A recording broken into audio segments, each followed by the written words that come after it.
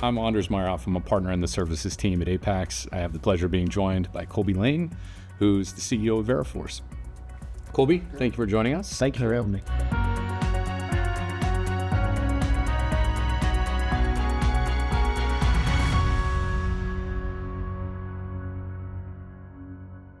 Would be great to do a quick introduction, maybe 30 seconds on yourself, how you got here, and tell us one interesting fact about yourself. So I'm a lawyer by training, but did a mid-career pivot, went back to business school, was looking for a path to get into entrepreneurship, and decided to buy a business, and it did it through a path called a search fund. And so in 2013, I started looking for businesses with safety and compliance and risk.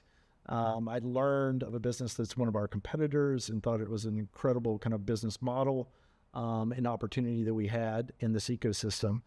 So I found a business in the U.S. It was a business called PEC at the time, which is still kind of the core of our business in the U.S. Bought it in 2014 and have been kind of going down that path ever since then. Veriforce is a somewhat complicated business to understand. It's world's largest provider of supply chain compliance and risk management. In really basic words, how would you describe what the business does? At our core, we provide kind of safety and risk credentialing and assessment of contractors or companies that work for what we call hiring clients. So let's say you have a manufacturing facility, you're a manufacturing company, or you manage a manufacturing facility. We are going to certify and accredit the contractors, the plumbers, the pipe fitters, the electricians, the team that works on the conveyor system, that works on the roof, so that the owner or operator of that facility knows what risk is coming onto a site and as a way to manage that risk. We provide a mission critical solution. It's not a nice to have solution. So we work with well over 1,000 hiring clients around the world, and well over almost 150,000 contractors and vendors are on our network.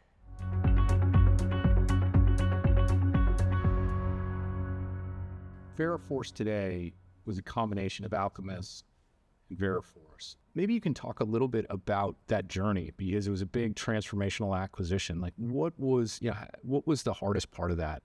What went better than you expected? Just share some reflections, a year on. Yeah.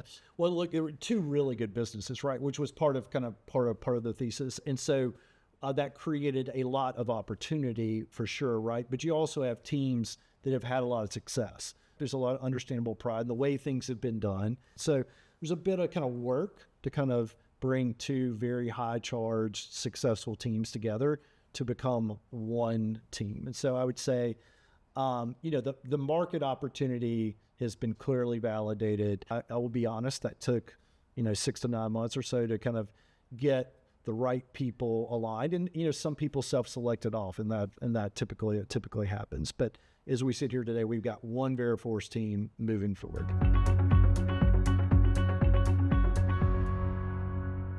When you think about the growth outlook, what do you think are the 2 or 3 most important things that are going to drive the top line of this business? It's a classic network business. We have the largest network in the UK. We have the largest network in Canada. And with our recent acquisition of Highwire in the US, we're essentially kind of a co-one now in the US from a network size. So in a network business, network density gives you a lot of room to grow. And the global opportunity is wide open. Our global network is our fastest growing network. And by global, I mean outside of those 3 regions. And we see tremendous growth for that in the future. And really strong tailwinds in safety, compliance, and risk just generally. I mean, what we do is mission critical, and we help some of the largest companies in the world manage their complex supply chains. And as supply chains get more complex, as regulations get more restrictive, it brings more attention and need to do what it is we do.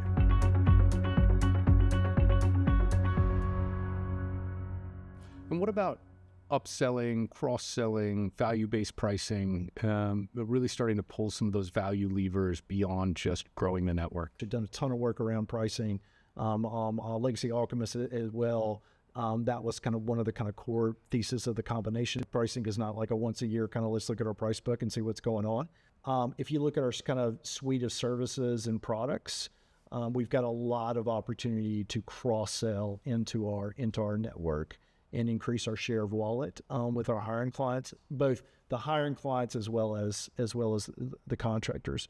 Multiple places you see that. You see that in the U.S., UK, and Canada for sure.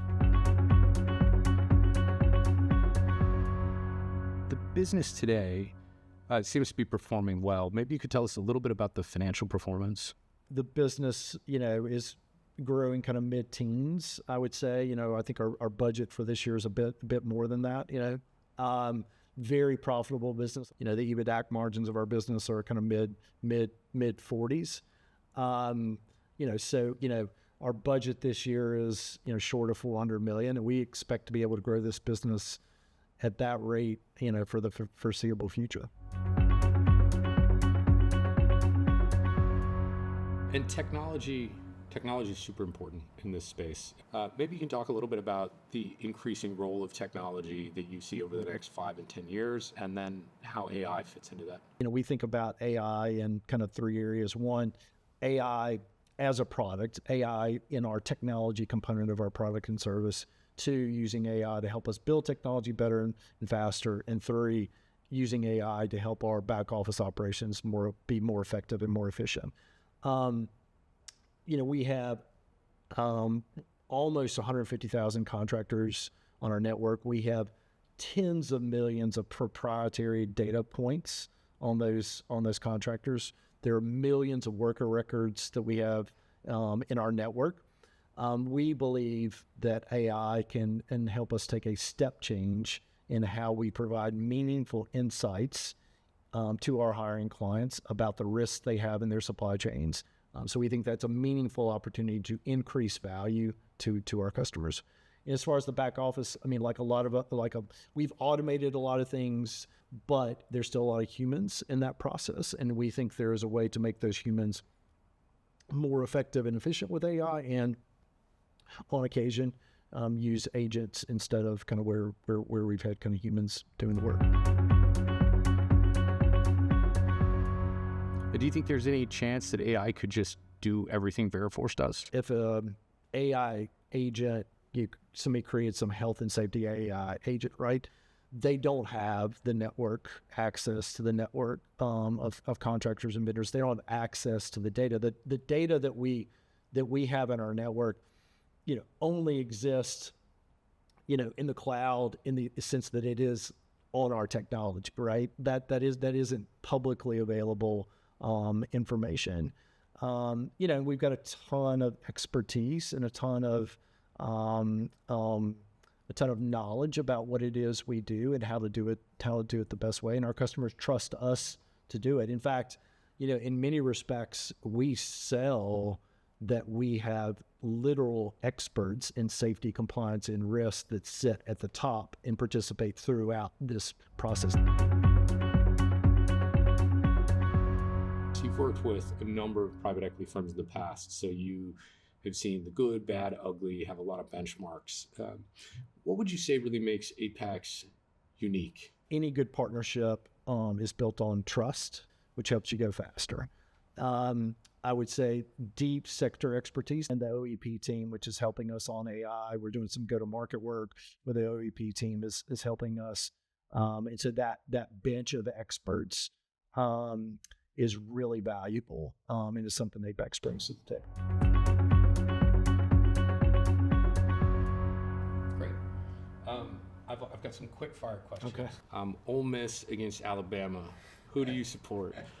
My wife went to Ole Miss. My parents went to Alabama. I support Alabama, but try to do it nicely. Iced tea, sweetened or unsweetened? I used to be sweet. Now I'm unsweet, trying to get healthy. And any work habits that you've stolen from your best boss or even your best worker that you're like, you know what, I wasn't like that.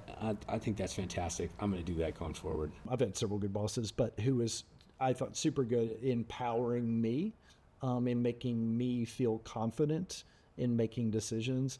And it's something I try to do. I'm not sure I'm as good as he was at it, But that is something I think when you think about hiring and attracting real talent and scaling a business like that, you have to get people empowered to make decisions. Thank you so much, Colby. Thank you All right. for joining. Thanks for having me. Thanks for taking the time. All right. Thank you.